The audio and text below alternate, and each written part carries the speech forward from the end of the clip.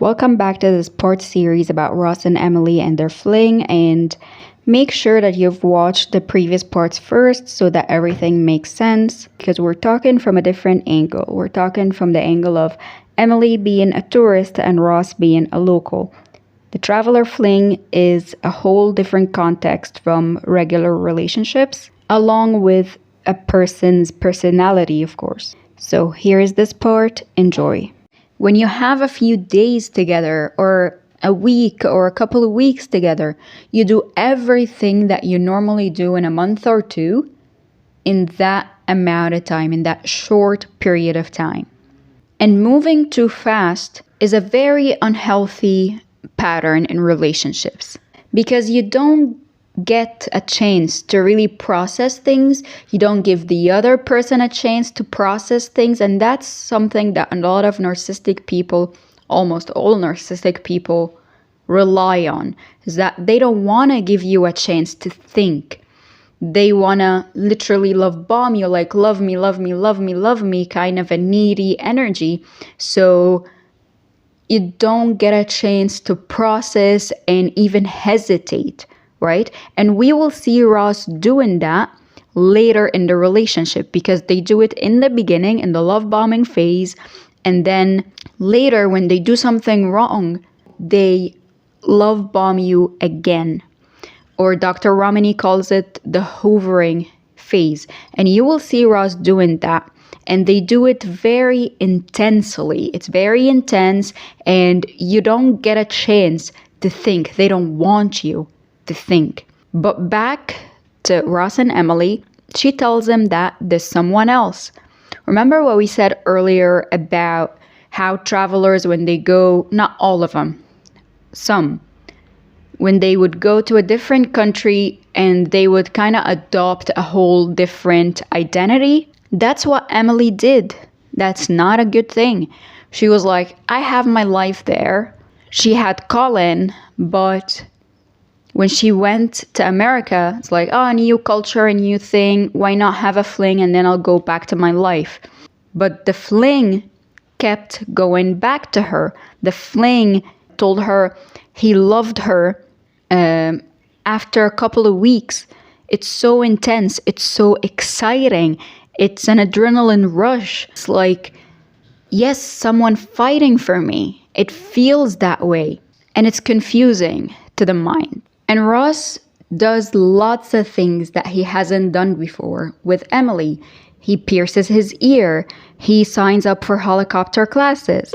And he says the line that explains to you why those flings, this traveler's flings, don't work. He says, she's leaving in 2 days. I don't have to do it.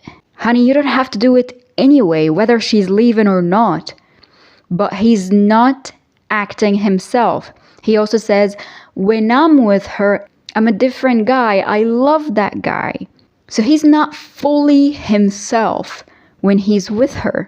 He played rugby for the very first time, even though he played rugby for a different reason that we talked about in Ross and Monica's video. It's his fragile masculinity. He needs to prove that he's more man than anybody else, especially her ex, Liam, right? That's a different topic, and bless Emily for being so fun and supportive of Ross going for his first rugby game and asking the lads to go easy on him, telling Ross about the guys' weak spots, and really helping him from outside. And after the game, she was also very happy that he was happy. I thought that was very sweet. She was also keeping her fun spirit that we talked about earlier. She made a joke about the museum, and Monica made a very smart joke that I don't know if she meant it, if the writers really meant that, but given that maybe 99% of the things in the British Museum aren't really British, this joke hits differently. I don't know how museums work in England, but here you're not supposed to take stuff.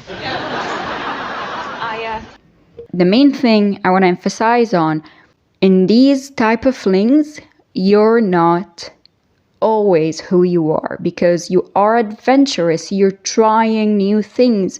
So maybe the other person would love your adventurous nature, but they don't really know who you are. They don't really know what you like for real. Not because you're trying something new. What do you actually like? What you are like when you're coming back from work and stressed? What you are like in your day-to-day life, not when you're on vacation. That's a different context. And Colin could have been a good guy. When you have a relationship for a very long time, of course it's not gonna feel exciting. And you know who was saying this? Ross. He was saying it to Rachel after they played this little game about the weirdest place, right? And she was talking about passion and she wants that. And Ross told her that passion fades away eventually, but what really matters is feeling safe and all of these good things, right? So if only he told that to Emily, because she had probably a good relationship with Colin. We don't know that context, but just because they didn't have that excitement doesn't mean that it's bad. They probably had excitement when they first started dating, but after years or maybe months of dating, you're gonna need to reignite the spark. You're gonna need to do some things in your relationships to bring it back to that excitement. And as Ross said, passion is overrated. So let's call it what it is. When Emily found excitement with Ross, along with this adventurous spirit that they both had, she chose to cheat on Colin. Let's call it what it is. She cheated on Colin with Ross. And here comes the toxic relationship language. She's incredible. There are no words to describe her. It's like a dream. Remember the last video about Wizard Liz and Landon? Remember your toxic relationship or relationships. When you find yourself saying these words after you meet somebody for the first time or the first week, that is a red flag. They are my soulmate. All of these abstract type of language, magical language. But here is what Ross says that explains why Rachel was very jealous. For two reasons. Obviously, their history. Ross and Rachel. Rachel and Ross, right? But there is something very fundamental he talks about. He started to feel happy for her and Joshua when he started to feel happy with Emily. There is this Buddhist meditation that tells you to sit down and think of your friends, people that you love and people that you don't particularly love, and feel happy for them. Rejoice in their happiness and successes. Happiness that they achieved in the past. Things that they are achieving right now in the present, and the successes that they might achieve in the future. And boy, oh boy, you don't know how hard this meditation is. Try it. Actually, try it. And you would be very surprised. When I did it, I was actually like kind of furious at myself. Like, come on, why aren't you? Why is it so hard for me to feel happy for so like I'm fine. Like when I look at it sounded like Ross.